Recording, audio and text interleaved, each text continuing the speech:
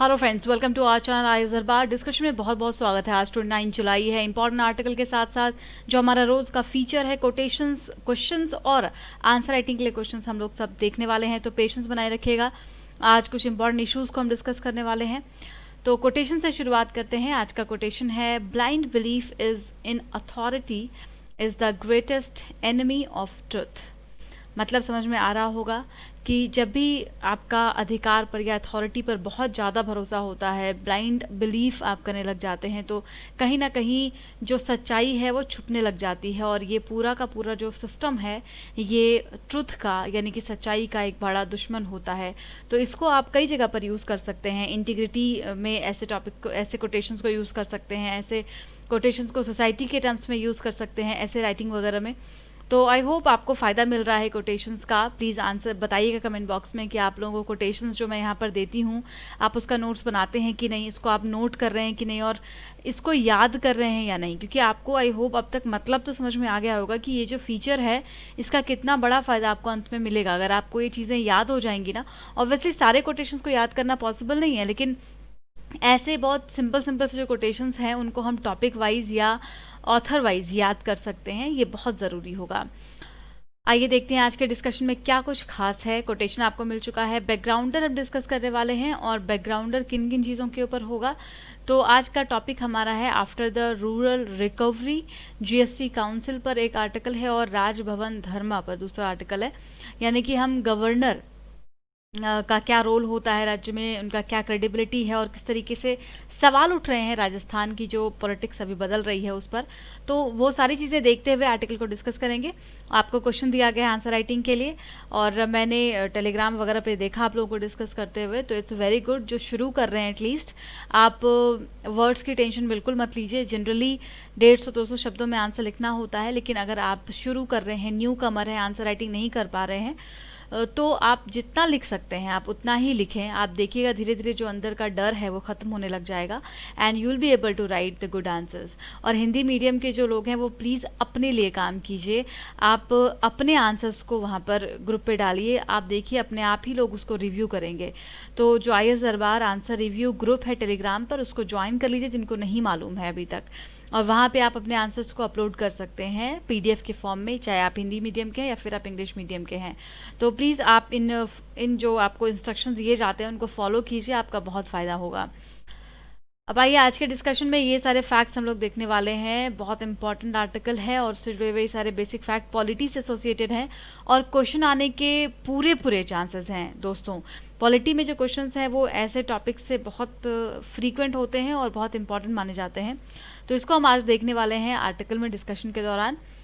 तो पहला आर्टिकल होगा राजभवन धर्मा, दूसरा आर्टिकल है आफ्टर द रूरल रिकवरी, और तीसरा आर्टिकल जो होगा उसको हम लोग देखेंगे, वो एडिटोरियल के पेज से ही है। इंपॉर्टेंट न्यूज़ भी आज शामिल किया गया आप लोगों के लिए। तो इंपॉर्टेंट न्यूज़ देख लीजिए, जो इंपॉर्टेंट मुझे लगा उसको मैंने यहाँ पर ऐड किया है। एक तो आपने न्यूज़ देखा होगा टाइगर पॉपुलेशन को लेकर के एक बुक निकाली गई है एनवायरनमेंट मिनिस्ट्री की तरफ से, और इसमें क्या बताया गया है कि लगातार जो नंबर्स हैं टाइगर के वो बढ़ रहे हैं, तो पॉपुलेशन इंक्रीज़ हो रहा है। ये 2006 से 18 तक की जो रिपोर्ट है ये भी बताता है। हालांकि आपको बता दें कि जो टाइगर का डाटा निकाला जाता है, सेंसस जो होता है, उसमें काफ़ी ज़्यादा डिबेट भी हुआ था। ऐसा बताया गया था कि जो प्रोडिक्शन हुआ है, जो काउंटिंग हुई है टाइगर्स की, उसमें रिपीटेशन हो गए हैं। तो बहुत सारी चीज़ें इंपॉर्टेंट है दोस्तों कि कैसे काउंटिंग होती है, सेंसस का क्या मेथड होता है, कितने साल में टाइगर सेंसस होता है, ठीक है, और उसके बाद जो नंबर्स हैं वो कितने ज़्यादा बढ़ रहे हैं। तो यहाँ पे कुछ एक डाटा फैक्ट है वो मैं आपको बता देती हूँ। मिनिस्ट्री से कहा गया है कि जो नंबर्स हैं, अगर हम टाइगर के नंबर्स की बात करें तो पूरे वर्ल्ड में भारत में 70% पॉपुलेशन है टाइगर की। और जो प्रोजेक्ट टाइगर हमने चलाया था 1973 में, तब से लेकर के अभी तक, उस समय में मात्र जो टाइगर रिजर्व की संख्या थी वो बहुत कम थी। लेकिन आज अगर देखा जाए तो 50 टाइगर रिजर्व हमारे पास आज भारत में हैं।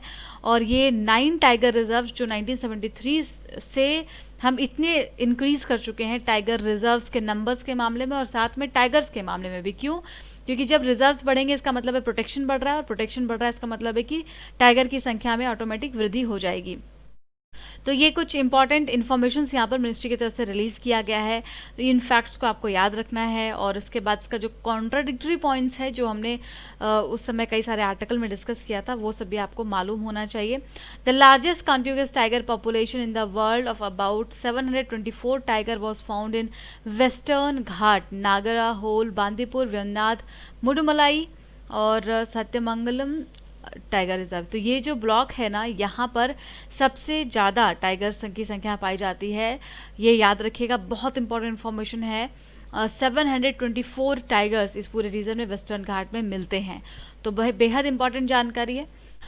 अब आइए अगला न्यूज़ देखते हैं। यहाँ पर आपको क्या क्या पता होना चाहिए। पहले तो जो असम में आपको याद होगा, जो ऑयल वेल है, ऑयल वेल में आग लग गई थी और उसकी वजह से बहुत ज़्यादा नुकसान हुआ, गांव के गांव में इसकी वजह से आग पकड़ गया था।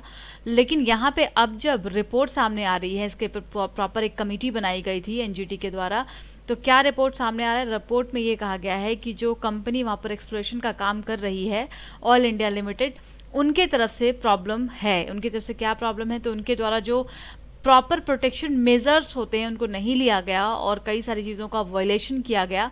इस पूरे बागजान प्रोजेक्ट जो कि आसाम में तिनसुकिया डिस्ट्रिक्ट में है, वहाँ पर ऐसा हुआ और उसकी वजह से गैस लीक हुआ और प्रॉपर ये आग में परिवर्तित हो गया, आग पकड़ लिया। तो इतना बड़ा जो डिज़ास्टर हुआ, तो डिज़ास्टर अगर नेचुरल डिज़ास्टर हो तब तो उसमें कोई कुछ कर नहीं सकता, लेकिन अगर डिज़ास्टर मैनमेड हो तो फिर बहुत दुख होता है। और यहाँ पर फिर कई सारे सवाल उठते हैं, सिस्टम पर सवाल उठते हैं, इंस्टीट्यूशन पर सवाल उठते हैं, करप्शन का मामला सामने आता है। और सबसे इम्पॉर्टेंट ये है कि एनवायरनमेंट के प्रोटेक्शन का मामला सामने आता है। और एनजीटी जैसा आपको मालूम है एक क्वासी जुडिशियल बॉडी है, एक रेगुलेटरी मैकेनिज्म है जो कि ऐसे किसी भी चीज़ों को संज्ञान में लेती है और उसमें सुमोटो भी जारी कर देती है।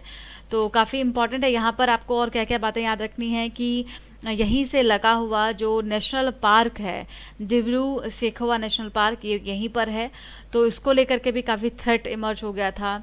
ये सारी बातें इससे जुड़ी हुई हैं और आपको ये सब याद होना चाहिए। यहीं पर एक वेटलैंड भी हमने डिस्कस किया था, मागुरी मोतापुंग वेटलैंड, जो इसी रीजन में यहीं पर नेशनल पार्क में है। ठीक है, तो ये सारे बेसिक फैक्ट्स याद रखेंगे ना। आगे बढ़ते हैं। अगला जो न्यूज़ है वो लैंड लॉ को लेकर के है और इम्पॉर्टेंट इसलिए है क्योंकि जम्मू एंड कश्मीर में जो सेंट्रल लॉ है उसको एक्सटेंड कर दिया गया है। सेंट्रल लॉ जो transparency land acquisition rehabilitation and resettlement act है 2013 का, उसको जम्मू एंड कश्मीर में भी लागू कर दिया गया है।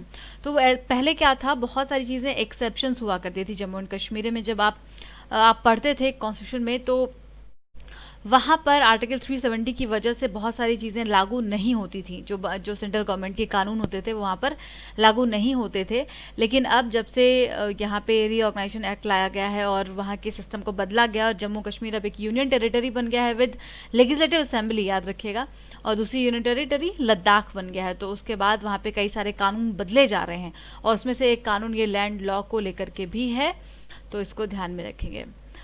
अब आगे बढ़ते हैं। आपको आंसर राइटिंग के लिए 2 क्वेश्चंस दिए गए हैं, इसका भी हम लोग आर्टिकल आगे डिस्कस करेंगे और जब आर्टिकल डिस्कस हो जाएगा तो you will got to know कि कैसे आंसर राइटिंग करनी है।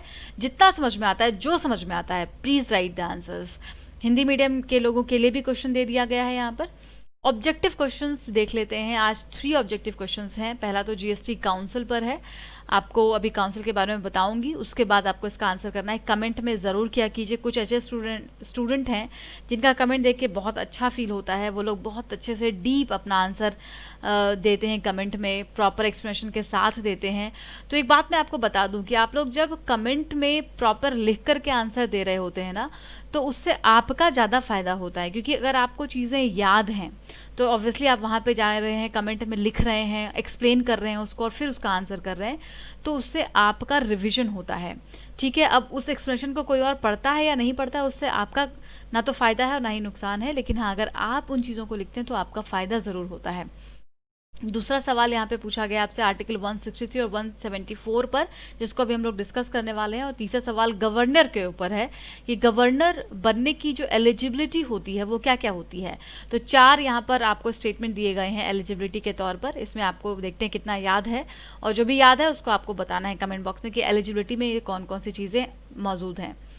ये जानकारी कोचिंग से जुड़ी हुई है। जो नए लोग हैं उनको बता दें, आपको यहाँ पर प्रॉपर कोर्स मिलता है। दिल्ली में हमारा इंस्टीट्यूट है। अभी आपको ऑनलाइन कोर्स प्रोवाइड किया जा रहा है।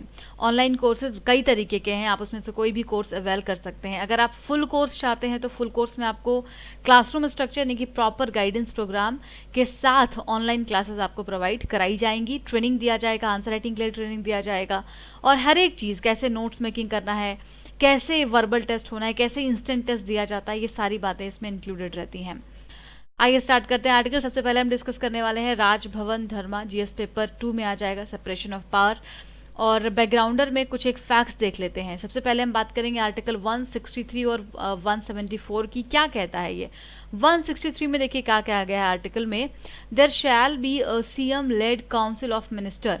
काउंसिल ऑफ मिनिस्टर कहाँ पर? हम बात कर रहे हैं राज्य की, और राज्य में जो काउंसिल ऑफ मिनिस्टर होगा वो कौन बनाएगा? सीएम के द्वारा, इन चीफ मिनिस्टर के द्वारा बनाया जाएगा। And to aid and advise the governor except when he is required under the constitution to exercise function in his or her discretion। ठीक है, तो ये है आपका 163 आर्टिकल। अब 174 क्या बोलता है? 174 में कहा गया है कि says the governor shall from time to time summon the house of the state as he thinks fit but 6 months shall not intervene। तो 6 महीने से ज़्यादा का गैप नहीं होना चाहिए जब आप असेंबली बुलाते हैं, और समय समय पर ये समन कर सकते हैं। तो ये कहा गया है गवर्नर के लिए आर्टिकल 174 में। फाइन, आगे कुछ रिकमेंडेशंस हैं जिसका जिक्र एक तो आपके आर्टिकल में भी है, हमने बैकग्राउंडर में भी देखा था। एसआर बोमाई जजमेंट जो है उसमें सुप्रीम कोर्ट ने क्या कहा है, ये बहुत इंपॉर्टेंट है। तो सरकारिया कमीशन से लेकर के एसआर बोमाई जजमेंट, ये सब गवर्नर के लिए काफ़ी इंपॉर्टेंट माने जाते हैं, गवर्नर टॉपिक के लिए।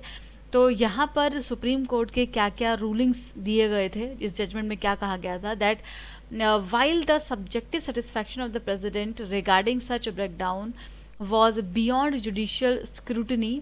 तो ये जब कहीं पर प्रेसिडेंट रूल लागू होता है उसके बाद क्या क्या चीज़ें होनी चाहिए और वो किस आधार पर लगना चाहिए, तो इन सभी के बारे में दिया गया। जो कॉन्स्टिट्यूशनल मशीनरी का फेलियर होता है, क्योंकि कॉन्स्टिट्यूशनल मशीनरी के फेलियर के आधार पर प्रेसिडेंट रूल लागू कर दिया जाता है, राइट। तो ये बहुत फ्रीक्वेंट ना हो, मतलब ऐसा ना हो कि किसी भी बात को कॉन्स्टिट्यूशन मशीनरी का फेलियर बता दिया जाए। तो सुप्रीम कोर्ट ने प्रॉपर उसको क्लासिफाई किया है 4 तरीके से। जब पॉलिटिकल क्राइसिस हो, इंटरनल सबवर्जन हो, फिजिकल ब्रेकडाउन हो जाए, या non compliance with constitutional directions हो जाए ऑफ द यूनियन एग्जीक्यूटिव, यानी कि जब आप सेंटर की बातों को नहीं मानेंगे, क्योंकि यहाँ पर ये क्या है, Bharat the union of the state है। तो यहाँ पर आपको सेंटर के जो रूल्स रेगुलेशंस हैं उनको मानना पड़ता है, और अगर आप नहीं मानते हैं तो कॉन्स्टिट्यूशनल मशीनरीज के फेलियर को मान लिया जाएगा। ये कहा गया था सुप्रीम कोर्ट के जजमेंट में। उसके बाद कुछ अदर रिकमेंडेशंस है जो कि बहुत इंपॉर्टेंट है, जिसमें कि आर्टिकल 163 का जो वो है जिक्र है, नबाम राबिया जजमेंट 2016 का है ये। इसके बाद ये कुछ इंपॉर्टेंट आपके रिकमेंडेशंस और कमिटीज़ हैं, इनके बारे में आपको पता होना चाहिए। एआरसी में भी इसको कहा गया है, राजा मन्नार कमेटी में भी इस टॉपिक के ऊपर बात की गई है। तो ये सारा सेंटर स्टेट रिलेशन से संबंधित है। ठीक है, आगे मेन आर्टिकल पर चलते हैं। आर्टिकल में क्या कहा गया है? देखिए, आर्टिकल में पूरा का पूरा मामला राजस्थान को लेकर के डिस्कस किया गया है। वहाँ के गवर्नर हैं कालराज मिश्रा जी, ऐसा कि आपको मालूम है, कहाँ पर? राजस्थान के। और राजस्थान में अभी चीफ मिनिस्टर कौन है? अशोक गहलोत साहब। और इशू क्या चल रहा है कि कांग्रेस की गवर्नमेंट है वहाँ पर राजस्थान में, और जो गवर्नमेंट है, प्रेजेंट गवर्नमेंट है, उन्हीं में कॉन्फ्लिक्ट हो गया है आपस में। एक तरफ मुख्यमंत्री की टीम अशोक गहलोत, और दूसरी तरफ उप मुख्यमंत्री जो पूर्व थे, उन्होंने इस्तीफा दे दिया है, सचिन पायलट साहब। तो उनके बीच में जो कॉन्फ्लिक्ट की सिचुएशन अराइज हुई, और उसके बाद वहाँ का पूरा सिस्टम, जो पॉलिटिकल सिस्टम है, वो कुछ ठीक नहीं लग रहा, और उसमें कई सारे सवाल उठ रहे हैं। और अब आगे बढ़ करके सवाल गवर्नर की क्रेडिबिलिटी पर, उनके इंस्टीट्यूशन पर भी उठने लगे हैं कि गवर्नर के द्वारा जो स्टेप्स लिए जा रहे हैं क्या वो सही है। क्योंकि कई बार, सबसे पहले तो जो असेंबली सेशन है उसको कंडक्ट नहीं किया जा रहा है। उसके पीछे कारण क्या बताया जा रहा है? कोविड सिचुएशन, यानी कोरोना वायरस है, इसकी वजह से अभी असेंबली सेशन नहीं होगा। और वहीं पर जो फ्लोर टेस्ट है उसके लिए भी ऐसा कोई प्रपोजल नहीं आ रहा है, ट्रस्ट वोट का भी कोई जिक्र नहीं हो रहा है। तो ऐसे में जो गवर्नर का रोल है, अगर गवर्नर उस चीज़ को नहीं मेंटेन कर रहे हैं और दोनों के बीच में कॉन्फ्लिक्ट अगर दिख रहा है तो ये कई सारे पुराने इश्यूज को उठाता है। तो रोल ऑफ गवर्नर का आगे जिक्र करते हैं, आर्टिकल 163 और 74 जो अभी मैंने आपको बताया, that deal with the constitution of the governor's role in convening an assembly session, कि आपको असेंबली सेशन को कंडक्ट करना है, ये गवर्नर का रोल है इन आर्टिकल के अकॉर्डिंगली। और सुप्रीम कोर्ट ने इसके लिए कई सारे बातें भी पहले कही हैं कि गवर्नर के पास क्या डिस्क्रिप्शन होगा, कितना उनके पास एकाधिकार होगा, कितना वो डोमिनेट कर सकते हैं स्टेट को, राइट, वहाँ की गवर्नमेंट को, वहाँ की सरकार को। लेकिन वहीं दूसरी तरफ सुप्रीम कोर्ट ने अपने जजमेंट में और भी बातें कही हैं, जैसे कि ये भी कहा है उन्होंने कि जो गवर्नर है वो नॉमिनी होते हैं।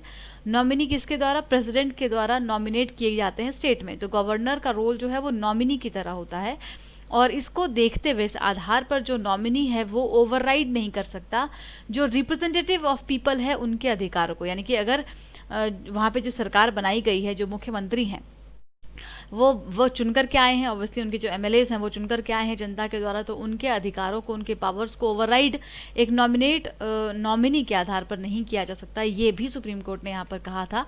मिसयूज ऑफ पावर, अब धीरे धीरे क्या लग रहा है, इससे पहले भी ये हुआ है, ऐसा नहीं कि ये पहली बार हो रहा है। तो ये जो मिसयूज ऑफ पावर है इसका जिक्र करते हैं कि अभी जो सिचुएशन राजस्थान में देखा जा रहा है वहाँ पर ऐसा लग रहा है कि अपने अपने पावर्स का मिसयूज किया जा रहा है। यही सेम चीज़ जो बोमाई जजमेंट है जिसका मैंने अभी शुरू में जिक्र किया, वहाँ पर भी कहा गया था कि आर्टिकल 356 का मिसयूज नहीं होना चाहिए। इसका फ्रीक्वेंट जब यूज़ होने लग जाता है, जैसे कहीं पर भी पॉलिटिकल थोड़ी सी डिस्टर्बेंस आई तो आर्टिकल 356 लगा दिया जाता है, ये बोल करके कि failure of constitutional mechanism machineries है, तो वो चीज़ नहीं होनी चाहिए। इसके लिए सुप्रीम कोर्ट ने प्रॉपर यहाँ पर बताए हुए हैं कि किस आधार पर आप प्रेसिडेंट रूल लगा सकते हैं।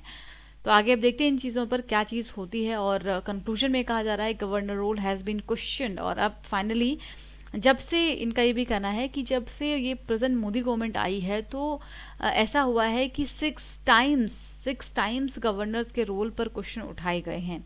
यानी कि कई सारे राज्यों में ऐसी स्थिति पैदा हुई और हर जगह पर गवर्नर का जो रोल था वो क्वेश्चनेबल हो गया। तो ऐसे में आपको क्या लगता है कि जो हमारा फेडरल स्पिरिट है क्या वो खतरे में नहीं है? अगर ऐसे ही, जैसे हमने एक दिन और आर्टिकल डिस्कस किया था शशि थरूर साहब का, तो आपको याद होगा कि उसमें क्या कहा गया था कि जो गवर्नमेंट है वो गवर्नेंस की बजाय गवर्नमेंट को कैसे प्रोटेक्ट करना है, अपनी चेयर को कैसे बचाना है, उस पर ज़्यादा फोकस कर रही है।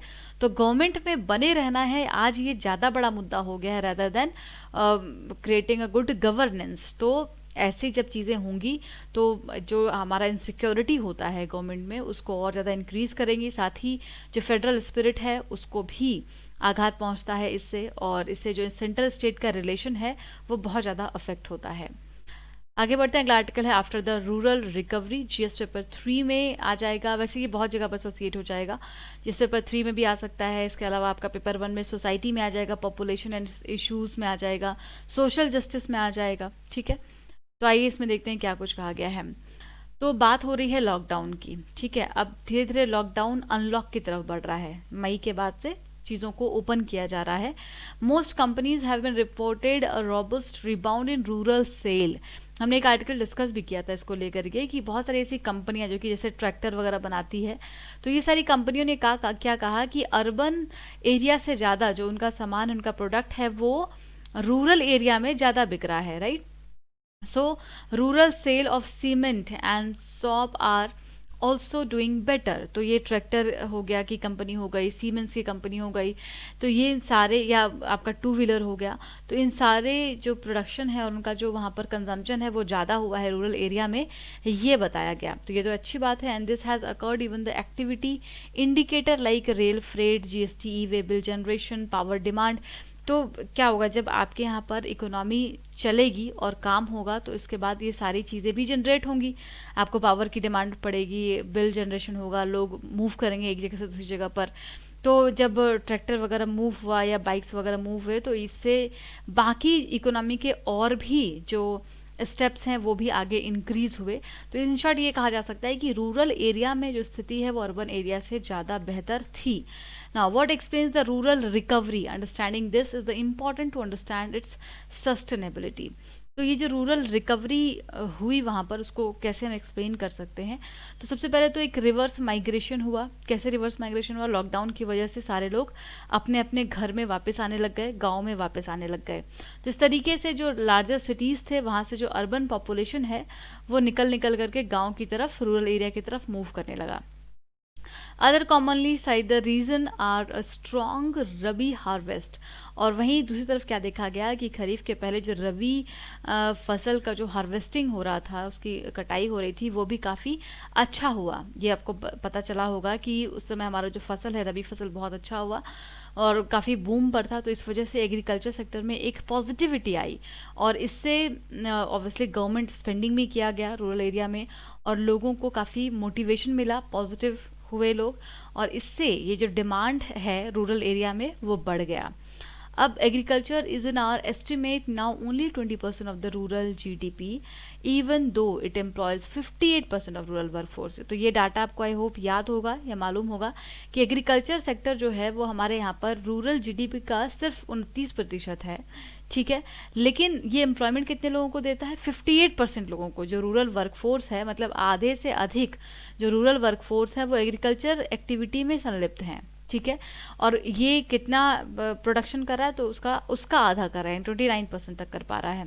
The rabi crop account only around a sixth of the total agriculture output and not all of its marketable surplus, as a large number of the farmers only harvest enough to feed themselves. अब वहीं पर कुछ एक crisis भी है, कुछ एक problem भी है कि बहुत सारे ऐसे किसान हैं जो बहुत प्रोडक्शन नहीं कर पाते, राइट, बहुत प्रॉफिट नहीं कमा पाते, वो उतना ही उगा पाते हैं जितना कि वो कंज्यूम कर लें। Now weak demand. अब वीक डिमांड होना शुरू हो गया। एक तरफ तो चीज़ें ठीक थी, बूम हो रहा था, एग्रीकल्चर आगे बढ़ रहा था, लेकिन दूसरी तरफ जो डिमांड है वो भी नीचे जाने लग गया। कैसे? The weak demand is perishable could be draining up the 10,000 crore a month from farmers cash flow. तो अब देखिए क्या हुआ कि रूरल एरिया से जो बाकी चीज़ें थी, जैसे कि मिल्क का सेल होता है बाहर शहरों में, वो काफ़ी कम हो गया, ठीक है। वो काफ़ी कम कैसे हो गया? क्योंकि जो चाय की दुकानें लगती हैं रोड साइड में, वो सारी बंद हो गई थी लॉकडाउन की वजह से। जो होटल या रेस्टोरेंट्स में दूध का की खपत होती थी वो सारी बंद हो गई थी। तो इस वजह से किसानों का यहाँ पर बहुत ज़्यादा नुकसान हुआ। Subdued celebration in the upcoming festive season could further pressure demand for milk-based sweets and ghee। तो जैसे आपको मालूम है कि इस समय में अभी ऑब्वियसली सेलिब्रेशंस जो हैं वो शुरू हो गए हैं, तो इस समय में घी, दूध, स्वीट्स, इन सब की डिमांड बहुत ज़्यादा होती है और इससे मिल्क के प्रोडक्शन पर ऑब्वियसली बहुत प्रेशर होता है। लेकिन इस बार ऐसा कुछ ज़्यादा सिचुएशन दिखाई नहीं दे रहा है। वहीं दूसरी तरफ फ्रूट और वेजिटेबल्स जो हैं उनमें भी काफ़ी डिसरप्शन आया है। इसके अलावा जो अदर चीज़ें हैं, मीट, फिश, पोटैटोज़ वगैरह तो काफ़ी ज़्यादा बिके हैं इन दौरान लॉकडाउन में भी, लेकिन जो अदर चीज़ें, जो एक्सपेंसिव चीज़ें हैं, उनको लोगों ने अवॉइड किया, राइट। तो जो उससे फिर क्या हुआ, फार्मर के इनकम को काफ़ी हर्ट हुआ। तो इस तरीके से ये ऐसे स्टेप्स रहे जहाँ से कि डिमांड जो है वो वीक होना शुरू हो गया। The centre has ramped up expenditure. अब सेंटर ने भी कई सारी कोशिशें की, जैसे कि डायरेक्ट ट्रांसफ़र करने की बात कही गई कि डायरेक्ट लोगों के अकाउंट में पैसा भेज दिया जाएगा जो किसान हैं, वहीं जो महिलाएं हैं उनके अकाउंट में पैसा भेजा जाएगा, जो वृद्ध लोग हैं उनके अकाउंट में पैसे भेजे जाएंगे, और इस तरीके से मनरेगा की स्पेंडिंग को बढ़ाया सरकार ने। तो गवर्नमेंट ने कई सारे स्टेप्स लिए इस दौरान। पीएम किसान पेमेंट्स को रखा गया, लेकिन इसका बहुत ज़्यादा प्रभाव देखने को नहीं मिला। एंड इस तरीके से हम ये कह सकते हैं कि वहाँ पर ओवरऑल जो डिमांड रहा वो वीक रहा। तो कुछ और सिचुएशन जैसे गवर्नमेंट स्पेंडिंग का जब हम जिक्र कर रहे थे, that has served to negate the stress from some of the known factors in agriculture and due to the migration. अब गवर्नमेंट ने कोशिश तो की कि वो जब स्पेंडिंग को बढ़ाएंगे तो उससे एक्टिविटीज़ बढ़ेंगी और लोगों का फ़ायदा होगा, लेकिन लेकिन जब हम बात रूरल एरिया की करते हैं तो वहाँ पर माइग्रेशन का दबाव बहुत बढ़ गया। तो ज़्यादातर लोग जो है वो अपने घर की तरफ आने लगे और इनकी वजह से एग्रीकल्चर पर प्रेशर बढ़ना शुरू हो गया। तो जो रूरल एरिया में जॉब क्रिएट किया जाता है, जैसे कि मनरेगा से या एग्रीकल्चर फील्ड में, तो उन पर प्रेशर बढ़ना शुरू हो गया। नाउ अब नीड किस चीज़ की है? नीड ये है कि जो नॉन एग्रीकल्चर एक्टिविटीज़ हैं उनको बढ़ाया जाए उस एरिया में, right. The scale of the income loss there would not be in decimal points of GDP but in multiples of 5%।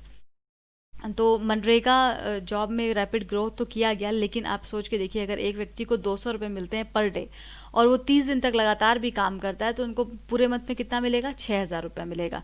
और 6,000 रुपये से वो ज़्यादा खर्च नहीं कर सकता, वो सिर्फ अपने रहने कमाने के लिए पैसे 6,000 में उनके होंगे, तो बस सस्टेन कर पाएगा, इतना पैसा इसमें होता है। वहीं पर जो दूसरे राज्य हैं उनके ऊपर काफ़ी दबाव बढ़ गया इंटर स्टेट माइग्रेशन का, क्योंकि बहुत सारे लोग जो तमिलनाडु, पंजाब, महाराष्ट्र जैसे राज्यों में काम कर रहे थे, वहाँ से निकल के अपने अपने राज्य में वापस जाने लग गए, तो इससे प्रेशर क्रिएट होना शुरू हो गया रूरल एरिया में। और जो वर्स्ट अफेक्टेड डिस्ट्रिक्ट्स थे उनके उनको अगर छोड़ दिया जाए, तो धीरे धीरे लॉकडाउन के ओपन होने के बाद सिचुएशंस नॉर्मल होनी तो शुरू हो गई थी, क्योंकि अगर कुछ वर्स्ट अफेक्टेड मेट्रो सिटीज़ को या डिस्ट्रिक्ट को छोड़ा जाए तो बाकी जगह पर केसेस काफ़ी कम थे। और केसेस कम होने की वजह से चीज़ें अब फिर से सामान्य होने लगी थी, लेकिन फिर सिनेरियो बदलने लग गया। और अब क्या हुआ? वायरस लगातार स्प्रेड होना शुरू हो गया बाकी सारी जगहों में भी, और अब आप देख रहे हैं कि रूरल एरिया में भी ये वायरस स्प्रेड होना शुरू हो चुका है और इन्फेक्शन का खतरा काफ़ी बढ़ने लगा है। तो ऐसे में अब जो स्टेप्स हैं वो बदले जाने चाहिए, क्योंकि कुछ जो सिटीज़ हैं या बड़े बड़े शहरों में तो अवेलेबिलिटी हर चीज़ की है, ऑक्सीजन बेड से लेकर के सारी चीज़ें वहाँ पर अवेलेबल हैं। लेकिन अगर हम रूरल एरिया की बात करते हैं तो वहाँ पर हमें अब सिस्टम को बदलने की ज़रूरत है। And the low tax compliance government spending in India as a share of GDP is low by global standard. तो अब सरकार के अगर हम स्पेंडिंग को देखते हैं तो ग्लोबल अगर हम लेवल से कंपेयर करें तो वो स्पेंडिंग काफ़ी कम है। जो जीडीपी का खर्चा अभी सरकार कर रही है भारत में, वो परसेंटेज जो है वो ग्लोबल लेवल पर जो खर्चा हो रहा है उससे काफ़ी कम है। तो अब दूसरी तरफ क्या है, लोगों को सैलरी, पेंशन, सब्सिडीज ये सब भी नहीं मिल पा रहे हैं, क्योंकि सरकार के पास पैसे नहीं आ रहे हैं। Growth is the only way out of the vicious cycle. और ये एक तरीके से जो एक चक्र चलता है, विशियस साइकिल होता है, उसमें लगातार हम फंसते जा रहे हैं और डेट क्रिएट होता जा रहा है। Now the need to be much larger than it has been in the last 3 decades. और अभी हमें कुछ अलग स्टेप्स को लेने की ज़रूरत है। प्राइवेट इन्वेस्टमेंट को बढ़ाने की ज़रूरत है, कंजम्पशंस को बढ़ाने की ज़रूरत है और डिमांड क्रिएट करने की ज़रूरत है, ताकि टेम्प्रेरी लेवल पर कैसे हम आगे बढ़ पाएँ और जो भी इंस्टीट्यूशंस हैं, जो नए इंस्टीट्यूशंस बनाए जाने चाहिए जो सस्टेनेबिलिटी से आगे काम कर सके। अगला आर्टिकल देखते हैं, रनिंग ड्राई जीएसटी काउंसिल की हम बात करने वाले हैं। इसके बारे में बेसिक फैक्ट मालूम तो होगा ही, बट एक ओवरव्यू ले लीजिए। आर्टिकल 279A में आता है जीएसटी काउंसिल, कॉन्स्टिट्यूशनल बॉडी है ये, और इसको चेयर कौन करते हैं? यूनियन फाइनेंस मिनिस्टर इसको चेयर करते हैं। तो बहुत इंपॉर्टेंट है, मीटिंग्स होती रहती हैं, इनमें किसका क्या वोटिंग राइट है ये भी याद रखिएगा, सेंट्रल गवर्नमेंट का कितना है, स्टेट गवर्नमेंट का कितना है। और जीएसटी काउंसिल को कहा गया है कि ये कोऑपरेटिव फेडरलिज्म को इंश्योर करने के लिए लाया गया है। अब क्या कहा गया है जीएसटी काउंसिल में? अभी एक न्यूज़ आई है, उस न्यूज़ पर आर्टिकल को लिखा गया है कि कंपनसेशन की बात कही गई है। आपको याद है ना कि जो राज्य अपने यहाँ पर कलेक्शन नहीं कर पाएगी जितना उनके पास रेवेन्यू आता था, तो फिर जो सेंट्रल गवर्नमेंट है वो उनको वो अब कंपनसेशन प्रोवाइड करेगी। तो कंपनसेशन रूट से क्या हुआ था, अभी कलेक्शन काफ़ी कम हो गया था और इससे जो राज्य हैं वो काफ़ी नाराज़ थे, नाखुश थे। तो इस प्रॉब्लम को एड्रेस करने के लिए सेंट्रल गवर्नमेंट ने अनाउंस किया है कि वो रिलीज़ कर रहे हैं 13,806 करोड़ रुपए ये जो कंपनसेशन मनी है उसको मेंटेन करने के लिए, ताकि ये अब राज्यों को दिया जाएगा। और इसमें against cess collection 95,444 crore, the total compensation paid to the state stands of 1.6 lakh crore in 1920। तो सरकार के पास जो पैसे आए हैं वो कम आए हैं, लेकिन जो पेड करना है वो ज़्यादा करना है। और ऑब्वियसली पैसे का कलेक्शन कम हो चुका है, जीएसटी कलेक्शन कम हो गया, क्योंकि टैक्स वगैरह भी वैसे मोराटोरियम वगैरह लगा दिया गया था और कोविड की वजह से सिचुएशन बहुत ज़्यादा वर्स्ट हो गई। तो राज्य सरकार की बात कर लीजिए या फिर सेंट्रल गवर्नमेंट की बात कर लीजिए, दोनों ही जगह पर अभी फाइनेंशियल क्राइसिस है, क्रंच है। GST council in which the centre effective has a veto is expected to meet shortly and deliberate this issue. तो कहा जा रहा है कि अब सरकार को ऑल्टरनेटिव की तरफ देखना चाहिए। जो कंपनसेशन देने की बात करती है सेंट्रल गवर्नमेंट, इसमें पहले तो उनको जो नॉमिनल जीडीपी ग्रोथ है उससे लिंक कर देना चाहिए जीएसटी कलेक्शन को। और दूसरा जो एक अच्छा ऑप्शन है वो ये है कि कोऑपरेटिव फेडरलिज्म को मेंटेन करते हुए यहाँ पर इसके फीचर को बदलने की ज़रूरत है, थोड़ी सी सर्टेनिटी लाने की ज़रूरत है जीएसटी कलेक्शन के टर्म्स में। And the challenges therefore facing the GST council is two fold.